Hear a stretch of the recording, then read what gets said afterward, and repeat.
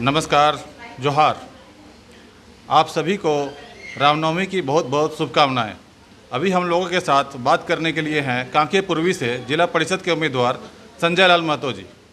संजय जी, भगवान श्री राम आदर्श पुरुष हैं इस देश के, और राम राज्य की परिकल्पना सभी लोग कहते हैं कि सबसे सर्वश्रेष्ठ शासन व्यवस्था कोई है तो राम राज्य। आप कांके पूर्वी से जिला परिषद के उम्मीदवार हैं, तो क्या कांके पूर्वी क्षेत्र में राम राज्य आएगा?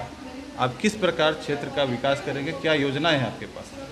सबसे पहले पत्रकार बंधु आपको झारखंडी जोहार एवं तमाम हमारे इस राम भक्त एवं रामनवमी के शुभ अवसर पर सभी झारखंड वासियों को ढेर सारी शुभकामनाएं देते हैं।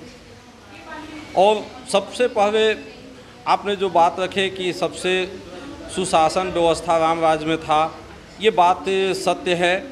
और हमेशा ये इतिहास में स्वर्ण अक्षर से वर्णित किया गया है कि राम राज्य जब था उस समय लोगों के पास विचारधारा, लोगों के प्रति आत्मशक्ति, आत्मनिर्भरता, ये सभी चीज़ उन समय पे पाया जाता था। और लोग कल्पना करते हैं आज के युग में कि राम राज्य होना चाहिए। आप किस प्रकार लोगों को कन्विंस करेंगे कि आप सही ढंग से शासन व्यवस्था जो भी चुनाव जीतने के बाद काम करेंगे? क्योंकि अक्सर देखा जाता है पंचायती राज व्यवस्था में चुनाव जीतने के बाद जो जनप्रतिनिधि होते हैं वो कमीशन खोरी में या अन्य चुनाव जीतने के बाद दायित्वों को भूल जाते हैं। लोगों को कैसे समझाइएगा?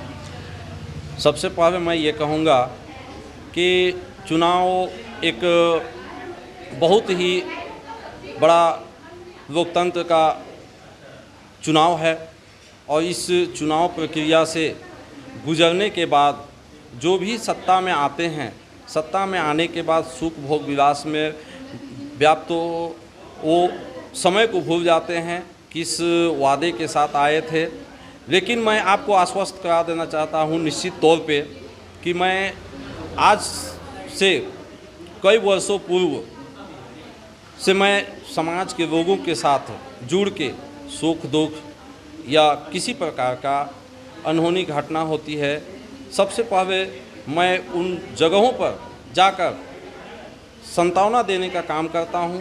लोगों के साथ मैं उस गतिविधि पे विचार रखता हूं और लोगों को आत्मनिर्भर बनाने के लिए आत्मशक्ति प्रदान करते हैं और लोगों को भरसक प्रयास करते हैं कि हम हमारी ओर से जितना भी सहयोग हो उन सहयोग करने का भरसक प्रयास करते हैं। आपके क्षेत्र, आपका जो क्षेत्र है कांके पूर्वी, तो उसमें समस्याएं मूल रूप से क्या है? आपकी प्राथमिकता सूची में क्या रहेगी कि अगर आप जीत जाते हैं, चुनाव विजय हो जाते हैं, तो सबसे पहले किन किन मुद्दों पर ध्यान देने की आवश्यकता है? सबसे बड़ी मुद्दा है कि झारखंड में बेरोजगारी का मुद्दा है। इतना आज के युवा पीढ़ी में जिस तरह से शिक्षित बेरोजगार पाया जा रहा है, ये काफ़ी दुर्भाग्य है।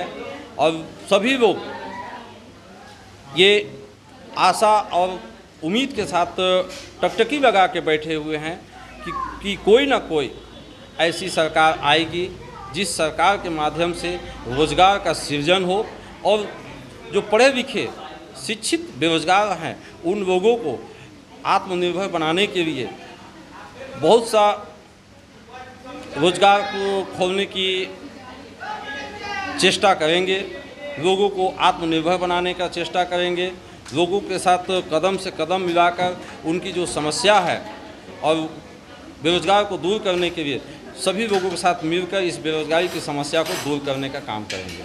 आपका जो क्षेत्र पड़ रहा है वो शहरी क्षेत्र से, रांची शहर से बिल्कुल कटा हुआ क्षेत्र है, लेकिन फिर भी जो बुनियादी समस्याएं जो है सड़क की, बिजली की, पानी की समस्या, ये सारी समस्याएं भी लोगों में देखी जाती है। ये बुनियादी समस्याएं ये बहुत पहले से ये जटिल समस्या है।